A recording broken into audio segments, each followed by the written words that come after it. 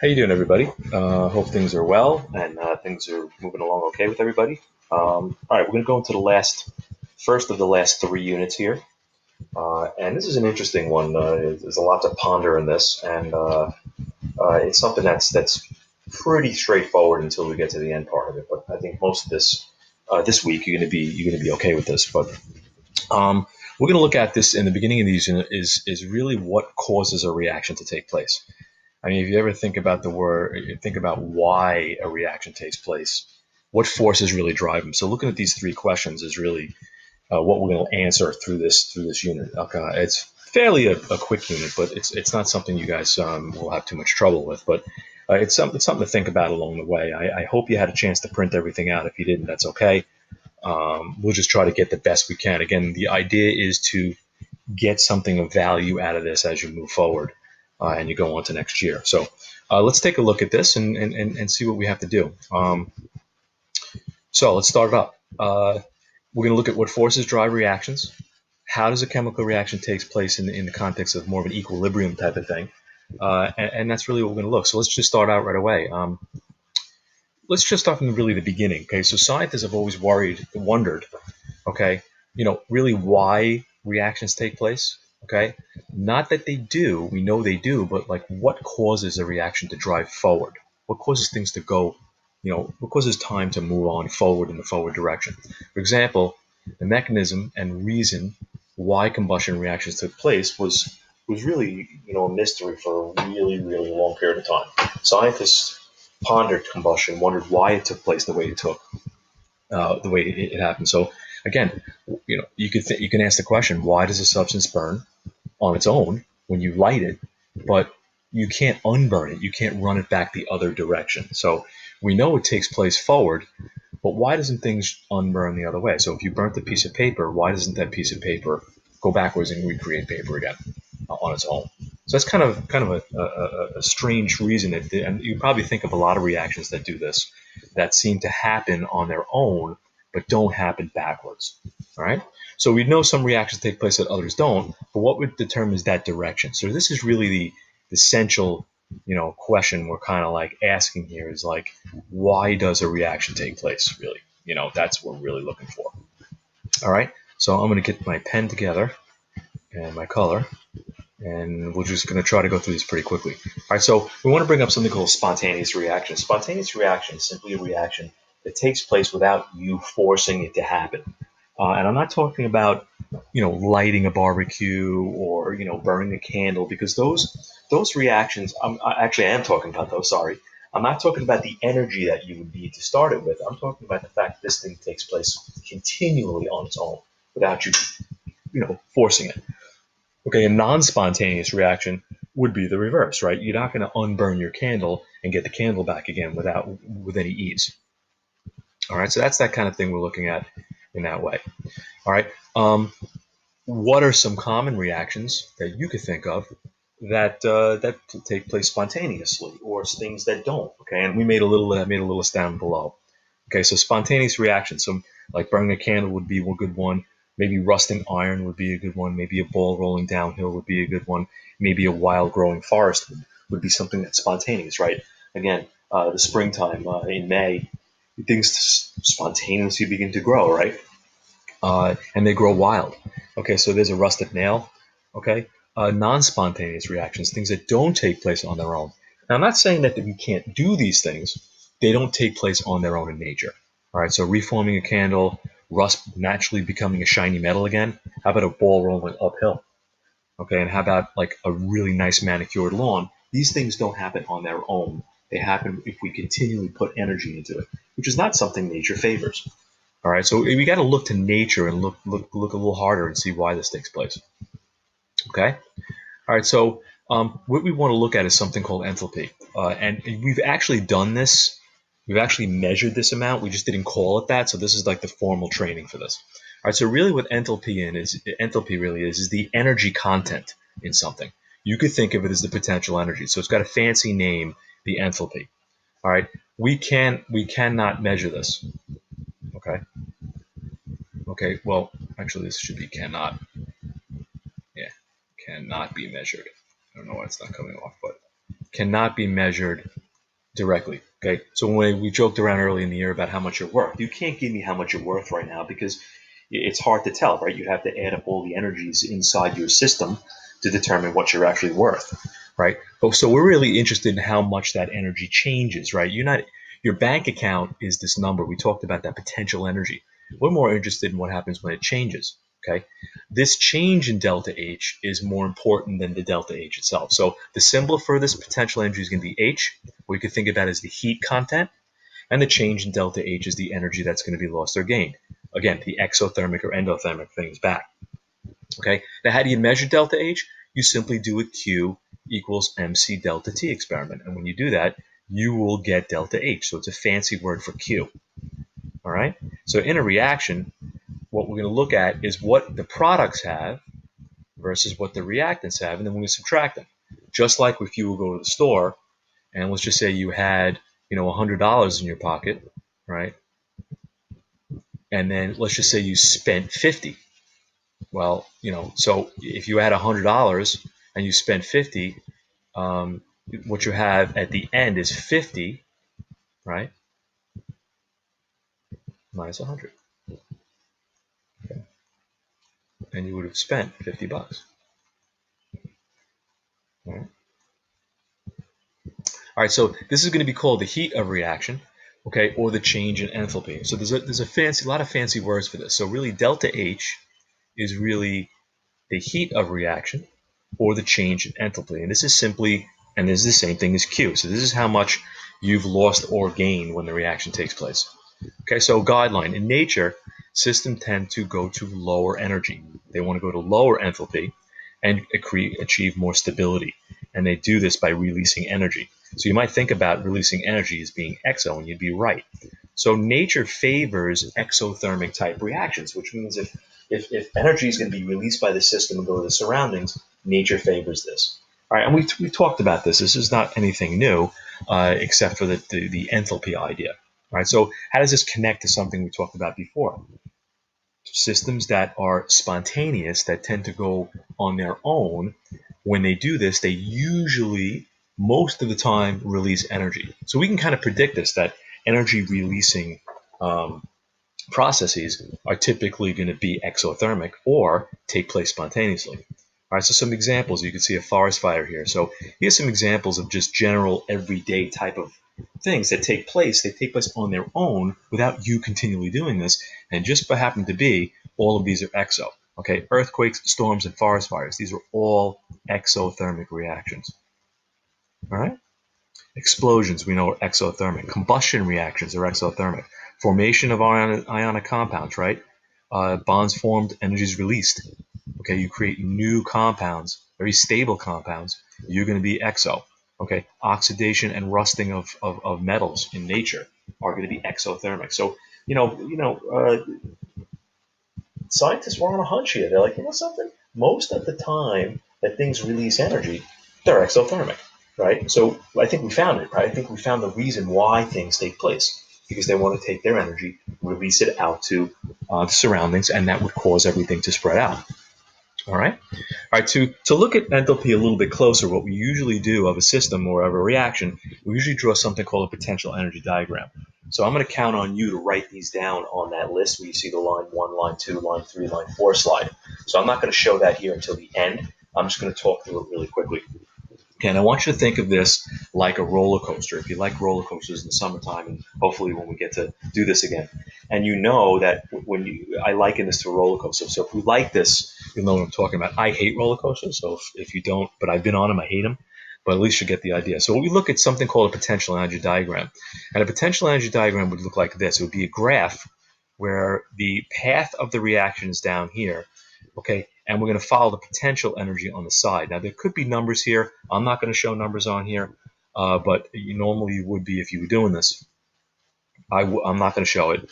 Okay, but when we're going to use the reaction of water, so we're going to take hydrogen plus oxygen, we're going to create water, and we're going to do this exothermically. Now, of course, if you look at this, you can see that it's exo because heat is on the right side. All right, and if it's on the right side, you could probably think this would be spontaneous. But let's look at the energy path from how we get from the reactants on this side to the products on this side. okay, and how this would look in a graph. Okay, so what we're going to do is look at various regions of the graph. Now, these dotted lines you see in the middle are simply showing you where the flat lines are on this graph. So they're just kind of guidelines that go across. So don't get crazy. All right, so what we do is we look at line number 1. This is simply going to be the PE of the reactance. So we're going to start with our reactance really on this line. So think about this beginning of the, roller coaster. So if you were sitting on a roller coaster here, and this was you would be sitting here waiting for the ride to start, right? So that's where we start. That's the PE of the reactance. So I'm going to put the PE of the R down here, okay? And then what we do, so that would be the reactance. So what we do here is then we'd have to climb this hill, and to climb this hill, you need to put in this chunk of energy in number 2. So we're going to call this the activation energy. This is the energy needed to start the reaction or to start your roller coaster ride, right? That you would have to be placed in here, and then you'd have to take this guy and you'd have to run him all the way up the hill. So that's what the machine does on a roller coaster. Okay, so I'm going to call this the energy of activation of the forward reaction because we're going forward, right? Okay, so we're going to call this the forward reaction going that way. That's the F, or the forward.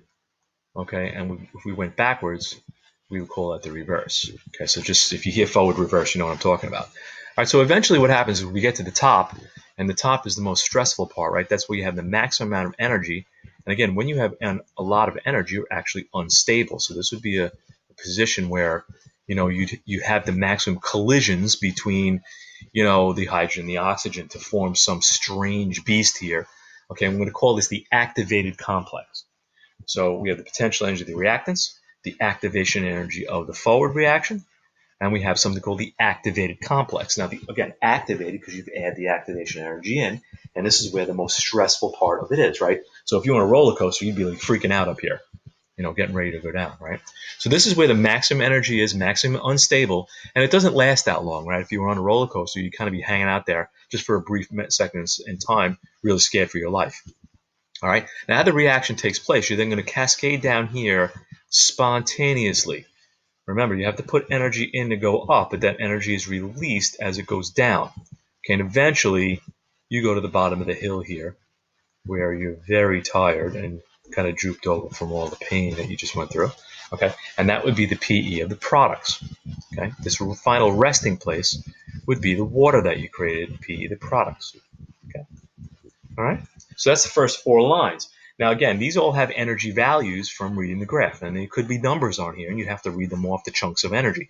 Okay, just keep in mind what lines go to the other lines and what lines actually go to 0. Just be careful of that. All right, and it may seem that it's over here. I mean, you get off the ride, but no, someone comes to you and say, hey, what if we actually went backwards on this? We can actually go in reverse. We can take water and tear it apart into its constituents again. But the only way we're going to do that is we put in, well, actually, before we do that, sorry, I want you to see that there's a difference between where you start and where you end. And this is a chunk of energy that's between the two. Okay, so now we got on the ride at this level here, but we got off the level at this level here. And notice this level is lower. So let's just say you started out at 100 here, and you ended at 50. Okay. Well, what'd you lose? You lost 50, whatever. You lost $50. In this case, it's energy. So again, for number 5, we're going to take the products minus the reactants here.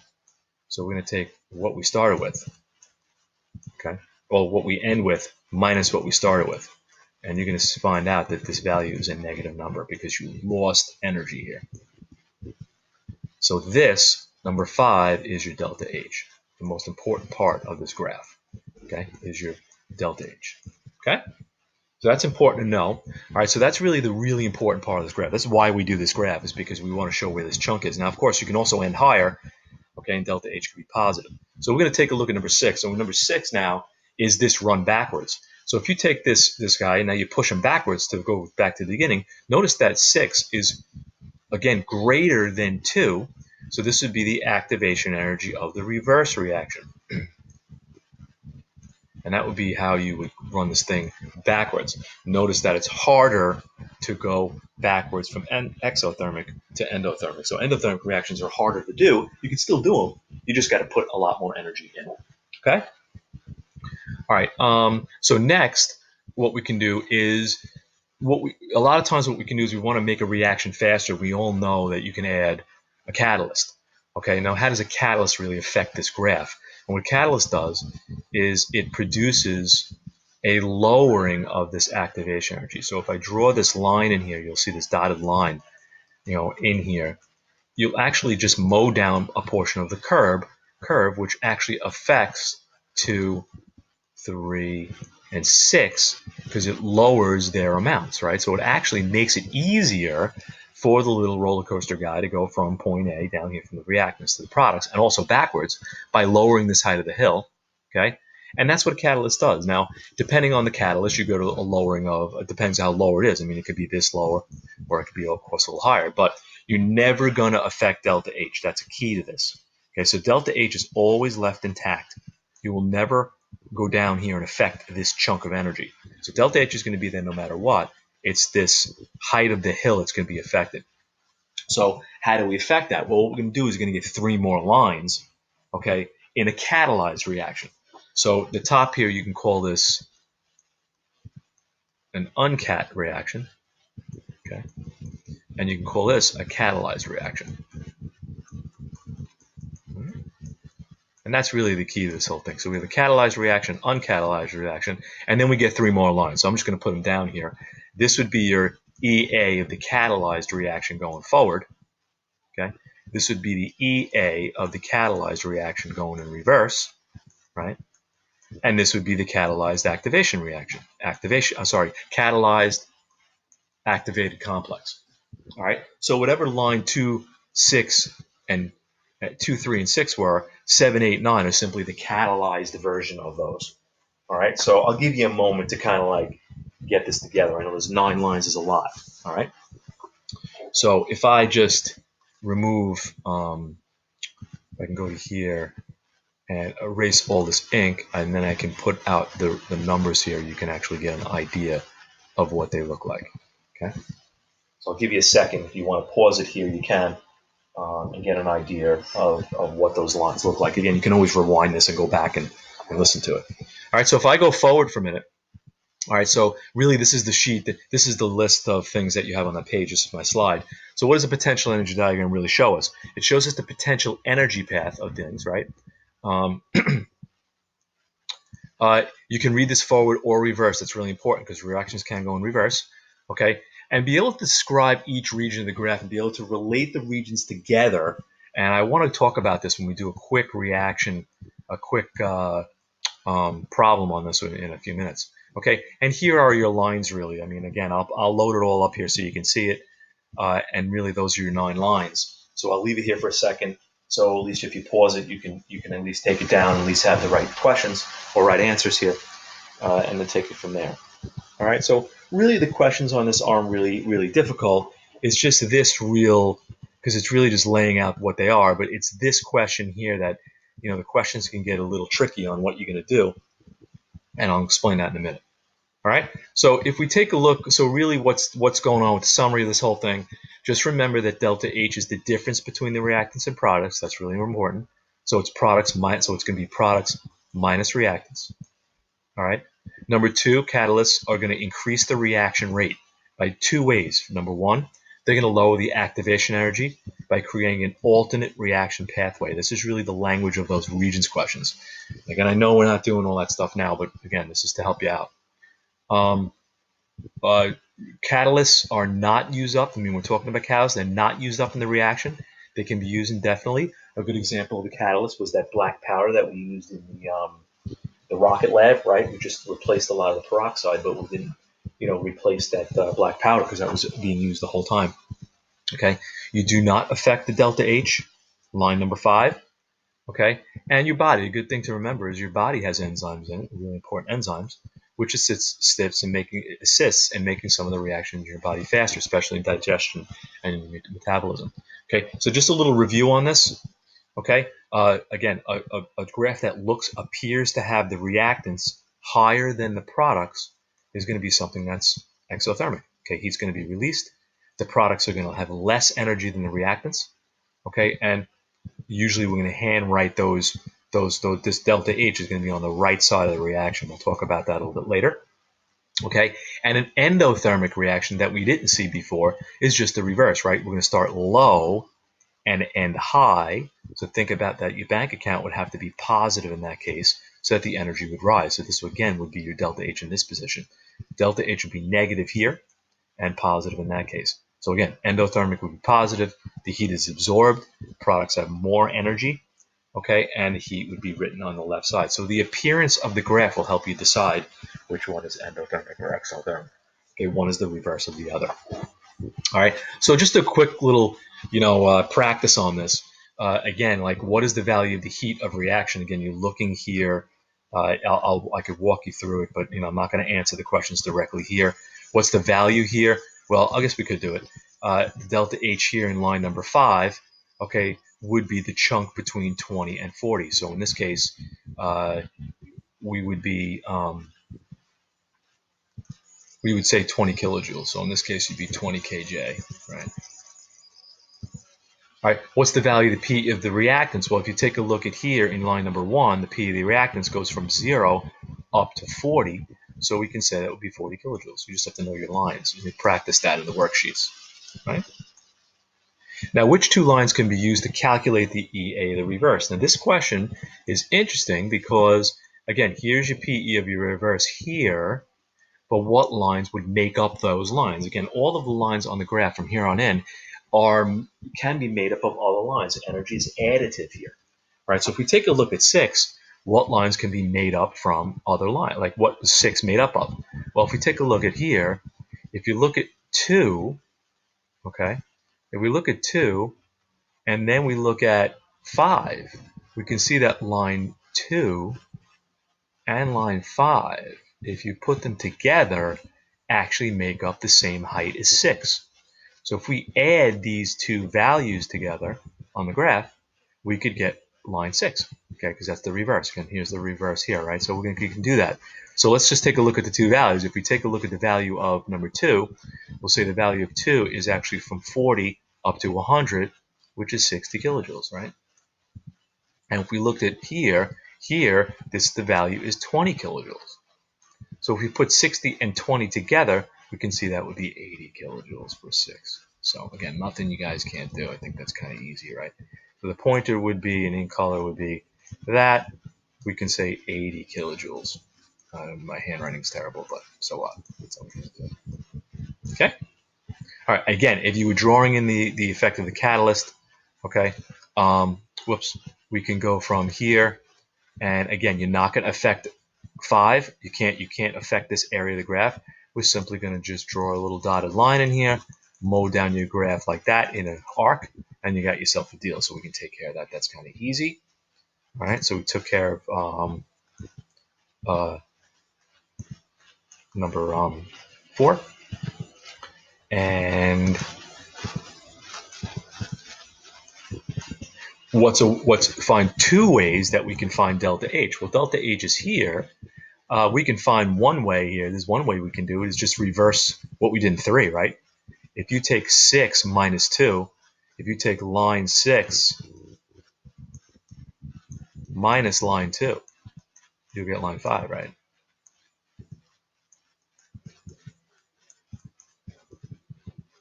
Or at least line 5 is made up of line 6 minus line 2, okay?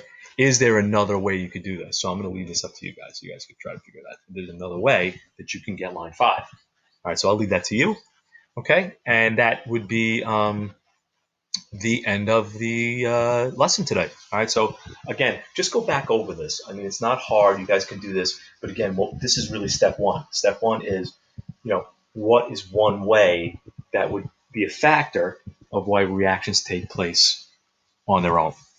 Okay, and one of those ways is looking at things being exothermic. If you look at this graph, you'll see an exograph really produces a reaction, and that would be more likely in nature because of the reactants going to products, and the products being lower in energy and being exothermic with our delta H being a negative value.